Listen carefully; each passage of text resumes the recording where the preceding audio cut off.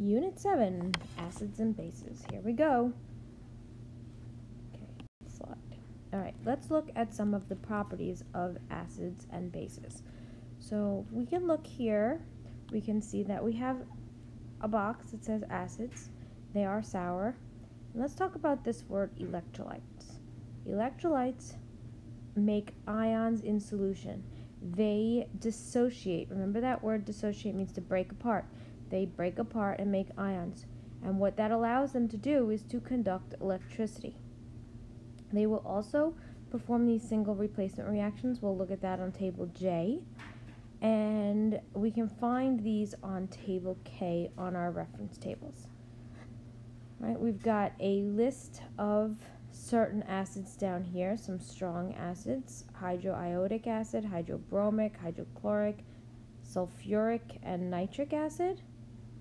Okay, and then on this side I have a list of some properties of bases. They're bitter.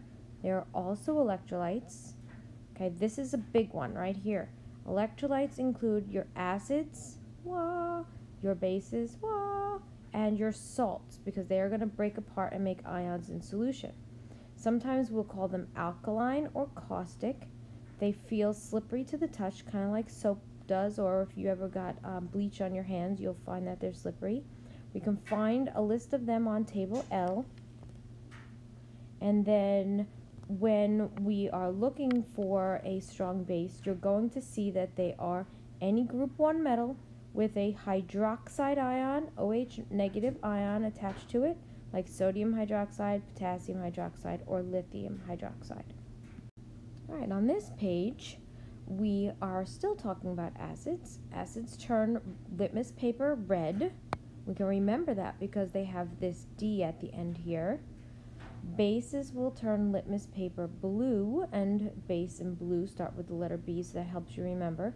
We also have that on a reference table. We'll see that in a minute. Phenolphthalein, big fancy word. If you want to win hangman, use that word. Okay, they're colorless in an acid and a very, very strong hot pink color in a base. And then we'll talk about pH a little bit, with a pH being less than 7 for an acid and greater than 7 for a base. Okay, look at this down here. Okay, this H3O plus and OH minus.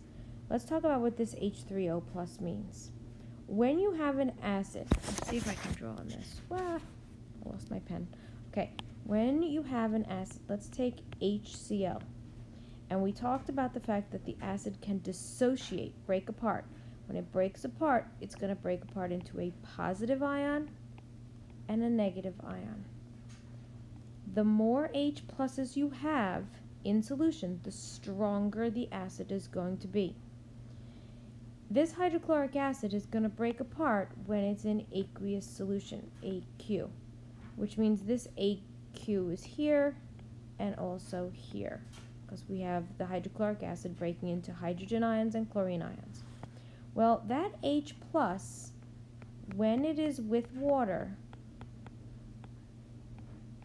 will become an H3O plus. It's a water with a hydrogen ion attached to it. This right here, this H3O plus, is that equation right there. So we call the H3O plus a hydronium ion. You can count the number of H pluses and H3O pluses as the same, because the H plus is just the water with that hydrogen ion attached to it. I don't know if that made sense what I just said, but okay. Oh, here, look right here. This is what it says. H plus and H3O plus are going to be the same number. All right, now let's erase this so you don't get so confused with all my blibber blabber. Okay, now when you have equal numbers of H plus and OH minuses, okay, when those two are equal, they are going to make an H2O, right? H plus plus OH. Now H2O is neutral. It has a pH of 7. And if it is a pH of 7, we have H3O, which is the same as this, H plus, H3O plus, and OH being equal to each other. All right, now if you have more OH ions, right, because let's say you have a base. Erase this again so that we don't get confused. Let's see if I can make this bigger. Nope, it won't let me make it bigger. When you have, okay, I tried to pause you to make things a little bit easier. Okay, when you have a base and that base dissociates in water, let's say we have sodium hydroxide and it's dissociating, meaning it's breaking apart. That's an arrow. Okay, we're going to make a positive cation of sodium and a negative anion of hydroxide. The more OHs you have, the more basic you are going to be. So in that case, you're going to have a lot of OHs and very little H pluses. And that's what it's kind of trying to tell you right here. If you have more, see the less than sign right there. If you have less H pluses, less, that's the smaller side, less of these H pluses than you do OHs, then your solution is going to be basic. You're going to have more OHs than H pluses.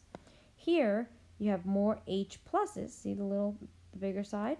The more H pluses than OHs, then you're going to have an acid.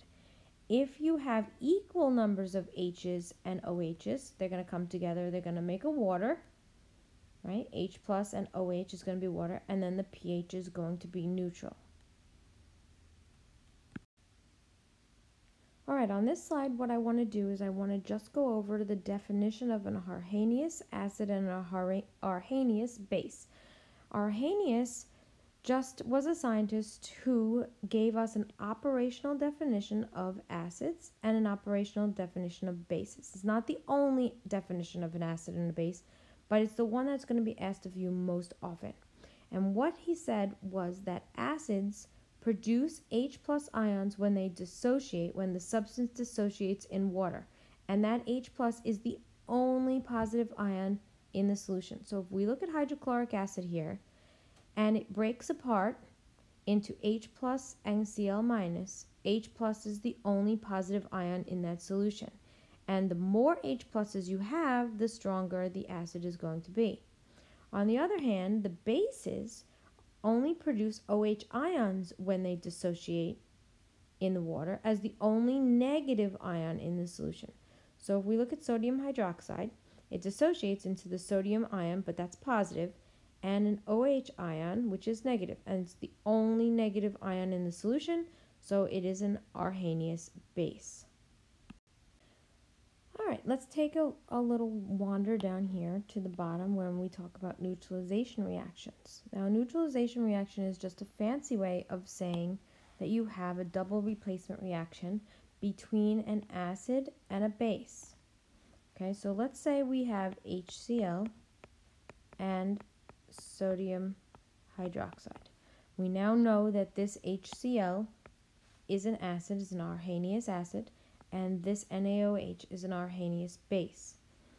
When they react with each other, let's put an arrow here that you can see, there's a double replacement reaction that's taking place. The H is going to go with the OH, and the sodium is going to go with the chlorine.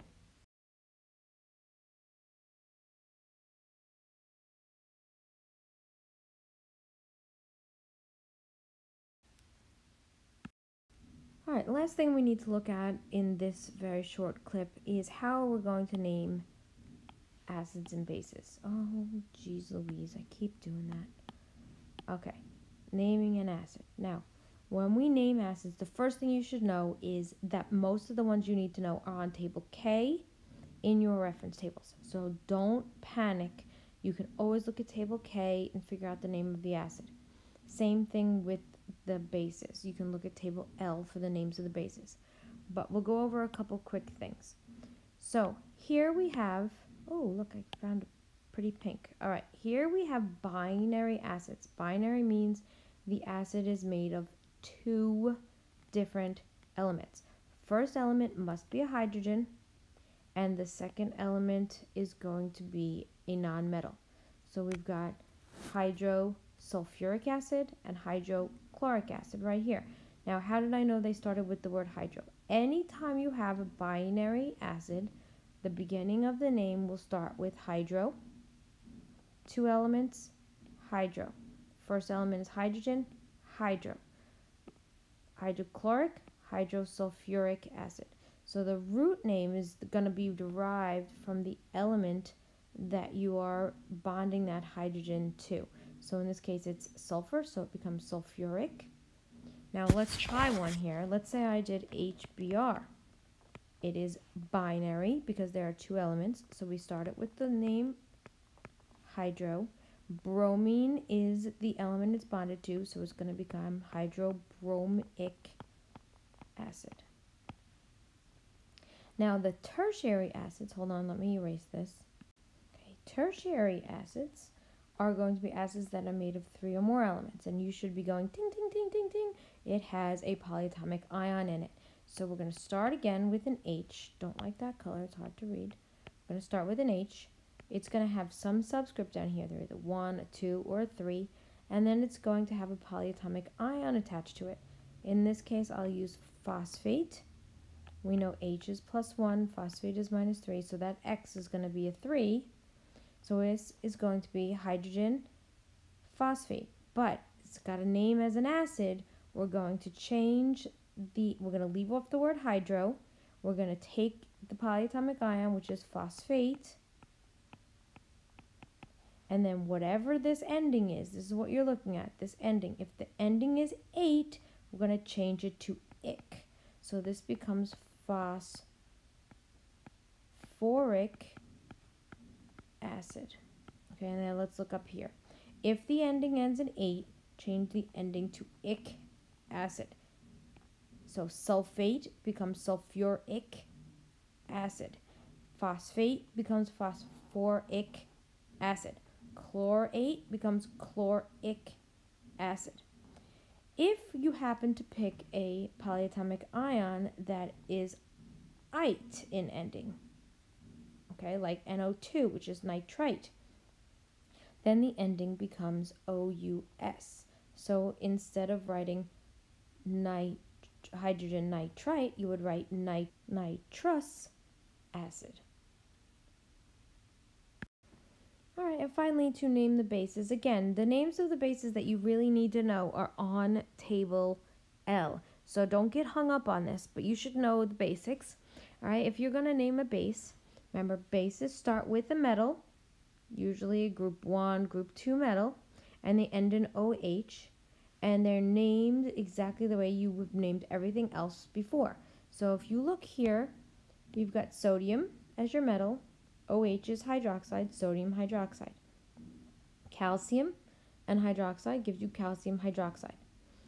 The ones you really need to watch for are the ones that start with C's and H's. If they start with C's and H's, they are not bases. They are organic compounds. And this actually happens to be an alcohol, so we do not name this as a base. Make sure there is a metal before you think that that is a base.